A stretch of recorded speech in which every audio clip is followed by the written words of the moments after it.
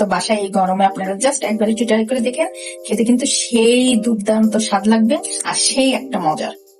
আসসালামু আলাইকুম ভিউয়ার্স, কলিজা ঠান্ডা করে একটা মিল্কশেক বানিয়ে দেখিয়ে দেবো, আর সেটা হচ্ছিল বেল দিয়ে। আমি এখানে দেখেন কত দারুণ দারুণ বেল নিয়েছি, আর এই বেল দিয়েই আমি মূলত মিল্কশেকটা করে দেখিয়ে দেবো। আমরা তো কত রকম শেক খাই, এবার একটু ডিফারেন্ট টাইপের শেক করে দেখিয়ে দিচ্ছি। তো আমি পুরো বেলটা দিয়ে কিন্তু মিল্কশেক করে নেবো না, আমি একটা বেল ভেঙে নিচ্ছি।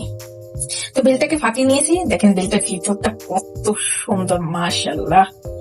এখন আমি বেলটাকে খুব সুন্দর করে চামচ দিয়ে তুলে নিচ্ছি। তো ভিউয়ার্স দেখেন আমি বেলটাকে নিয়েছি, আর এই বেলের ভিতরে দেখেন বীজ থাকে, এই বীজগুলোতে জাস্ট এইভাবে বের করে নিতে হবে। এভাবে বের করে নিতে দেখেন ফ্রেশ বীজটা কিন্তু বের হয়ে গেছে। আমি একটু দেখিয়ে দেই বীজটা কিভাবে বেল থেকে বের করে নিতে হবে। একদম খুবই সহজ, আর এই বীজটা থাকলে কিন্তু বেলের শরবত হোক আর মিল্কশেক হোক যেটাই হোক, বেলটা কিন্তু খেতে কিন্তু মজা লাগে না, কারণ এই বীজের জন্য অনেক সময় তিতা তিতা ভাব থাকে, আর এর ভিতরে যেটা বিজলা আছে বীজের ভিতরে, এই বিজলার জন্য স্বাদটা নষ্ট হয়ে যায়। আমি কিন্তু ফুল বীজগুলোকে নিয়ে নিচ্ছি, এভাবে করে আমি পুরো বেল থেকে বীজগুলো বের করে নিচ্ছি। তো দেখেন আমি এক এক করে কিন্তু সবগুলো বেল থেকে কিন্তু বীজগুলোকে ছাড়িয়ে নিয়েছি। এই দেখেন খুব বেশি কিন্তু বীজ হয়নি, অল্প কিছু বীজ হয়েছে, কারণ এই বেলটা অনেক মিষ্টি আর অনেক ভালো। এখন আমি বেলটাকে ঠিক এইভাবে করে হাত দিয়ে একদম ম্যাশ করে নিব।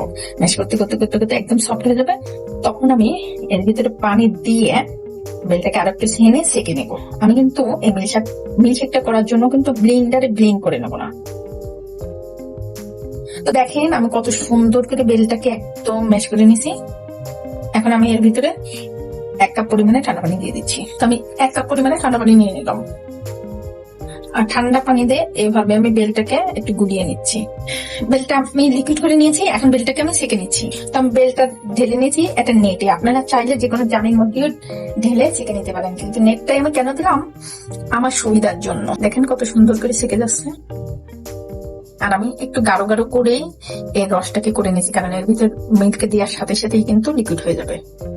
তো ভিউয়ার্স দেখেন বেলটা ছাকার পরে বেলের ভিতর যে সাবা সেটা বের হয়ে গেছে কত সুন্দর করে। আমি আগে থেকে দুধটাকে জ্বালিয়ে ডিপ ফ্রিজে রেখে দিয়েছিলাম। ভিউয়ার্স কিছু বরফের কুচি দিয়ে দিচ্ছি, পরিমাণ মতো চিনি দিয়ে দিচ্ছি।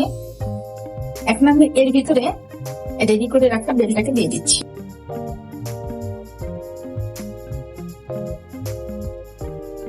আপনারা যদি আমার চ্যানেলে নতুন হয়ে থাকেন প্লিজ আমাকে লাইক কমেন্ট শেয়ার করবেন, আর কমেন্টস করে জানিয়ে দেবেন আমার রেসিপিগুলো আপনাদের কাছে কেমন লাগে। ফেসবুক থেকে দেখে থাকলে অবশ্যই একটা ফলো এবং লাইক দিয়ে রাখবেন, আর ইউটিউব থেকে দেখে থাকলে আমাকে একটা সাবস্ক্রাইব করে রাখবেন আর আমার পাশে থাকবেন। তো দেখেন এই গরমে যদি এরকম একটা ঠান্ডা ঠান্ডা বেলের মিল্কশেক পাওয়া যায় তাহলে কেমন হয়, একটু কল্পনা করে দেখেন তো, দারুণ হয় কিন্তু। তো আমি কত সহজেই কিন্তু এই মিল্কশেকটা তৈরি করে দেখিয়ে দিলাম, আর বেলটা প্রচুর মিষ্টি। সেক্ষেত্রে আমি এখানে চিনিটা কিন্তু মিডিয়াম দিয়েছি, কারণ বেলের চিনির মিষ্টিটা যদি পারফেক্ট হয় তাহলে কিন্তু খেতে খুবই ভালো লাগবে, আর অতিরিক্ত মিষ্টি হলে কিন্তু খেতে মজা লাগবে না। তো ভিউয়ার্স তৈরি হয়ে গেল আমার বেলের মিল্কশেক। আমি এখন এটাকে সুন্দর করে পরিবেশন করে দেখিয়ে দিচ্ছি। তো আমি এখানে 3টে গ্লাস নিয়েছি, আর গ্লাস 3টির ভিতরে আমি বেলের মিল্কশেকটাকে ঢেলে নিচ্ছি। দেখেন কতটা সুন্দর দেখা যাচ্ছে। তো ভিউয়ার্স উপর দিকটা জাস্ট গুঁড়ো দুধ দিয়ে দেখিয়ে দিচ্ছি, জাস্ট দেখার সৌন্দর্যের জন্য। তো বাসায় এই গরমে আপনারা জাস্ট একবার একটু ট্রাই করে দেখেন, খেতে কিন্তু সেই দুর্দান্ত স্বাদ লাগবে আর সেই একটা মজার। আমি প্রত্যেকটা গ্লাসে স্ট্র দিয়ে দিছি। আমি এখন এই স্বাদটা কেমন একটু খেয়ে নিই, তারপরে আপনাদের সাথে শেয়ার করছি। জাস্ট ওয়াও, আর কিছু বলার নাই। তো এই পর্যন্ত সবাই ভালো থাকবেন, সুস্থ থাকবেন, নতুন নতুন কোনো রেসিপি নিয়ে আবার সামনে হাজির হবো। আল্লাহ হাফেজ।